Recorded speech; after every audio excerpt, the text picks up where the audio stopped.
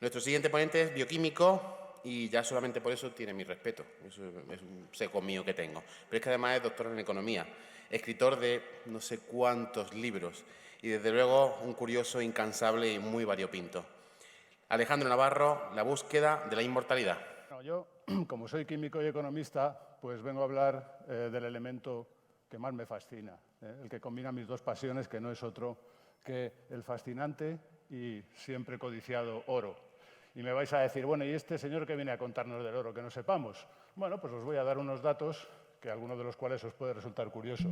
Por ejemplo, el oro más antiguo que conocemos, oro trabajado, no procede de ninguna tumba egipcia, no procede tampoco de la vieja Mesopotamia, es mucho más antiguo. Tiene como unos 6.000 años, más de 6.000 años de antigüedad, procede de las costas del Mar Negro, la necrópolis de Varna, en lo que es ahora Bulgaria. Se han encontrado docenas de fantásticas tumbas con miles de objetos de oro, algunos tan espectaculares como esta, la famosa Sepultura 43, donde se han encontrado casi 1.000 objetos de oro de 1,5 kilos de peso en total. Y como veis, fijaros la factura maravillosa de estos objetos, orfebrería del Neolítico, nada menos.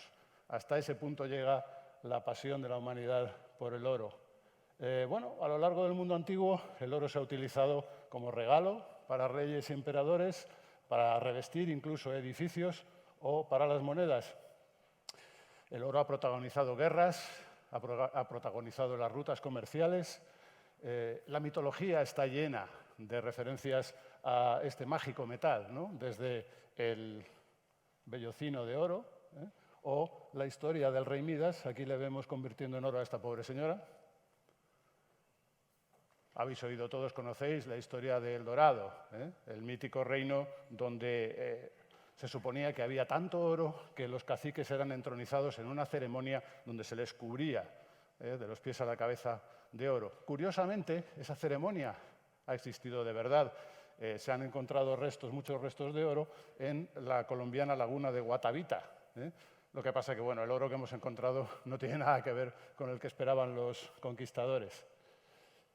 Pero, ¿por qué esa fascinación por el oro? Bueno, el oro tiene unas características muy particulares. Por ejemplo, esta pepita tiene literalmente cientos de años de antigüedad. Está como el primer día. El oro parece desafiar al tiempo y a la mismísima muerte. Pero es que además de parecer un metal divino, es que no se mezcla con nadie. Ahí lo veis. Y bueno, pues parece el metal ideal, ¿no? El material ideal para los reyes, para las élites. Pero es que además algunas de las características del oro son muy sorprendentes. El oro es tan dúctil que simplemente con 30 gramos de oro se pueden obtener 80 kilómetros de hilo de oro. También es muy maleable. Las láminas de oro pueden ser de hasta 0,1 milímetros. Todo esto hace que el oro haya sido, como decimos, un metal noble, ¿no? No es el único de los metales nobles. Aquí tenéis otros metales nobles, el platino, la plata, el rodio. Pero si os fijáis, hay algo que choca un poquito cuando miramos esta foto, ¿no? Y es, solo uno de esos metales es amarillo. Los demás son todos plateados. Por eso el oro viene a ser el metal más buscado, ¿no? ¿Pero por qué el oro es amarillo cuando el resto de los metales nobles son plateados? Bueno, la razón hay que buscarla en la estructura, en la corteza electrónica de este enorme átomo de oro, uno de los más grandes de la naturaleza no radiactivos, un átomo que además se produce en sitios muy raros. Se produce, de hecho, en colisiones de estrellas de neutrones. Realmente hay muy poco oro en la naturaleza, pero es la estructura de esta corteza electrónica la que hace, las peculiaridades que tiene, las que hacen que los trozos de oro absorban las frecuencias del color azul y devuelvan el color complementario, que no es otro que el amarillo. Sin embargo, el oro no es el más caro de los metales nobles. El más caro es el rodio. Como ejemplo, aquí tenéis al señor Paul McCartney recibiendo el único disco de rodio que se ha dado en la historia de la música. Con eso él consigue demostrar que en materia de vender discos, ni oro, ni platino, ni otras zarandajas, ¿no? Volviendo al oro, como podéis figuraros, a medida que se fueron construyendo los imperios y se creó la moneda, las primeras monedas no podían ser de otra cosa que de oro. Esta es la primera moneda del mundo que conservamos, el león de Lidia, encontrado en Sardes, en las costas del Mar Menor. Es una moneda que, como veis, tiene más de 2.600 años. Es la primera que conservamos del fascinante metal. Con el tiempo, el oro se convirtió, como sabéis, en la base de los sistemas monetarios de todos los países, ¿no?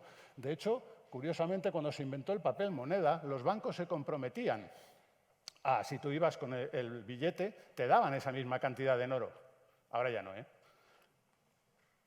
En la Primera Guerra Mundial, el enorme endeudamiento de los contendientes hizo que el oro no pudiese sujetar la economía mundial y se pasó a un sistema mixto con el dólar y la libra, hasta que en 1971 el presidente Richard Nixon, debido a que tenía que financiar la guerra de Vietnam, abandonó definitivamente la convertibilidad entre el dólar y el oro y convirtió el dólar en el nuevo patrón monetario internacional.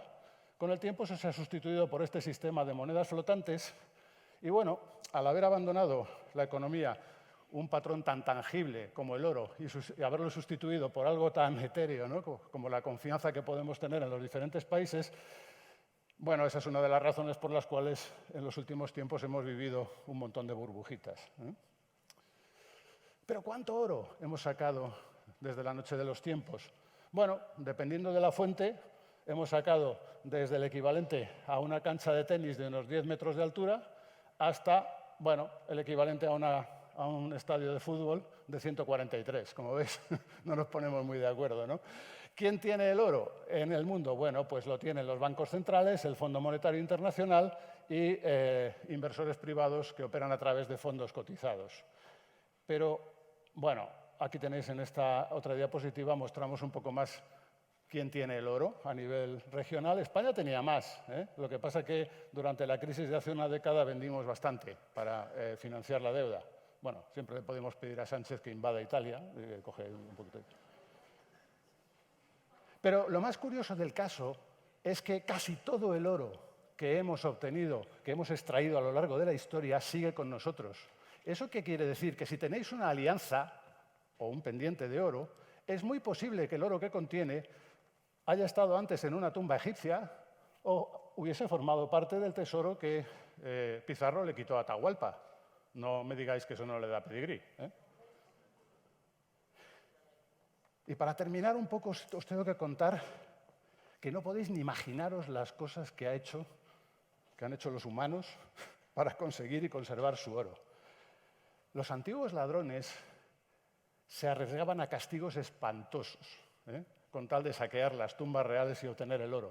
Los alquimistas, durante cientos de años, sabéis que se esforzaron por transmutar los metales nobles en oro.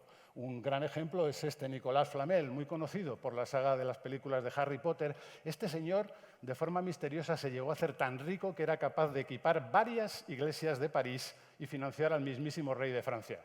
Nadie sabe de dónde sacó la fortuna, aunque creemos que no, desde luego, de el oro. Este emperador, Diocleciano, era tan crédulo con respecto al tema de los alquimistas que llegó a emitir un edicto por el cual se prohibía la utilización de las viejas recetas egipcias para fabricar oro. Ordenó que se confiscaran todos los papiros y que se quemaran. Hasta nosotros han llegado unas pocas de esas recetas que, como os podéis figurar, son para hacer un oro más falso que Judas. Yo tengo las recetas, si queréis. Bien. Bueno, que os voy a hablar de la fiebre del oro. Y dejadme que termine con una historia muy curiosa, para que veáis lo que es capaz la gente de hacer por su oro. Estos dos caballeros, Max von Laue y James Franck, son dos premios Nobel que vivían en Alemania en la época en la que los nazis accedieron al poder. Cuando los nazis llegaron al poder, una de las primeras medidas económicas que tomaron fue confiscar todo el oro que estaba en manos privadas para poder financiar el esfuerzo de guerra. Sobre todo las medallas de los premios Nobel, porque los nazis creían que eran un símbolo de la ciencia judía, ¿okay?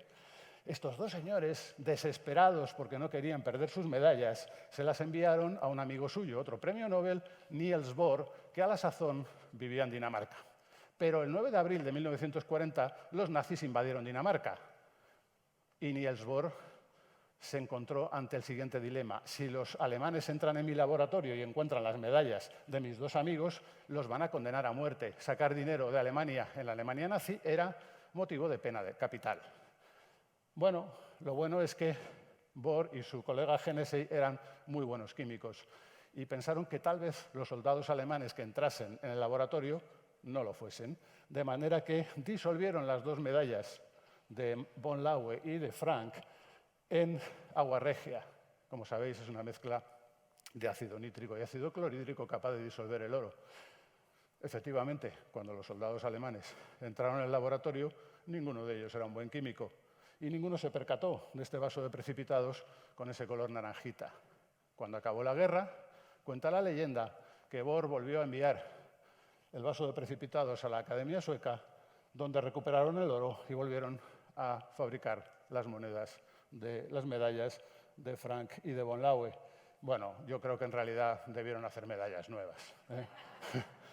Pero el caso es que estos dos señores recuperaron sus medallas. Fijaos a lo que se arriesga la gente por retener su oro. Y me diréis, ¿y por qué? Bueno, quizás porque después de todo, parafraseando al detective de una famosa novela, quizás el oro no esté formado de protones y de neutrones, sino tan solo de la materia con la que se construyen los sueños. Muchas gracias.